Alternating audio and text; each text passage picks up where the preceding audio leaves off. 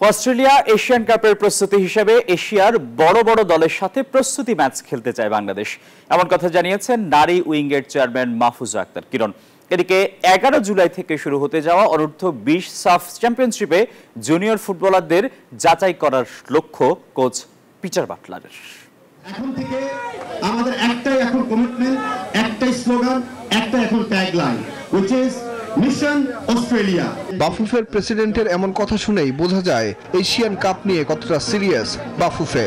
Australia, Japan, Korea, China সহ এশিয়ার পাওয়ার হাউসদের সাথে লড়াই করতে 1 বছর আগ থেকেই নতুন পরিকল্পনা সাজাচ্ছে ফুটবল ফেডারেশন।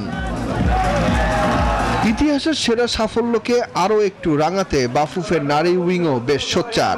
মাহফুজা আক্তার কিরণ জানালেন, এশিয়ার বড় বড় দলের সাথে প্রস্তুতি ম্যাচ খেলার চেষ্টা করছেন তারা। অগাস্টের 7 তারিখে ফিফা আবার তাদের র্যাঙ্কিংটা দিবে, তো সেখানে আমি মনে করি বাংলাদেশ অনেক বেটার পজিশনে চলে যাবে। এদিকে 11 জুলাই থেকে বসুন্ধরা কিংস অ্যারেনায় শুরু হচ্ছে অনূর্ধ্ব 20 বাংলাদেশের শক্তিশালী thermic steel bar famous steel limited নারী সাব চ্যাম্পিয়নশিপ। এই টুর্নামেন্ট দিয়ে পাইপলাইনে থাকা ফুটবলারদের পরখ করে নিতে চান coach Peter Butler.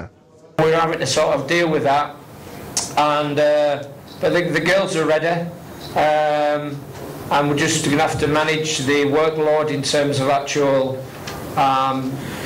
game time to rest, recovery, and playing games. অনূর্ধ্ব 20 সাফে জাতীয় দলের অধিনায়ক আফিদা খন্দকার সহ 8 ফুটবলার খেলবেন লাল সবুজের জার্সিতে। এবারও চ্যাম্পিয়নের মুকুট পরতে চান তারা। প্রতিপক্ষ থাকবে নেপাল, ভুটান, শ্রীলঙ্কা, 3টি টিমই স্ট্রং টিম। কোনোভাবে আমরা কাউকে ছোট করে দেখব না, সবাই এখন ভালো খেলে।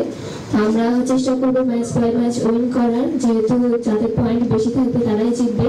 বসুন্ধরা কিংস অ্যারেনায় অনূর্ধ্ব 20 সাফের প্রথম ম্যাচে শ্রীলঙ্কার মুখোমুখি হবে বাংলাদেশের নারী ফুটবল দল। সুখন সরকার, নিউজ 24, ঢাকা।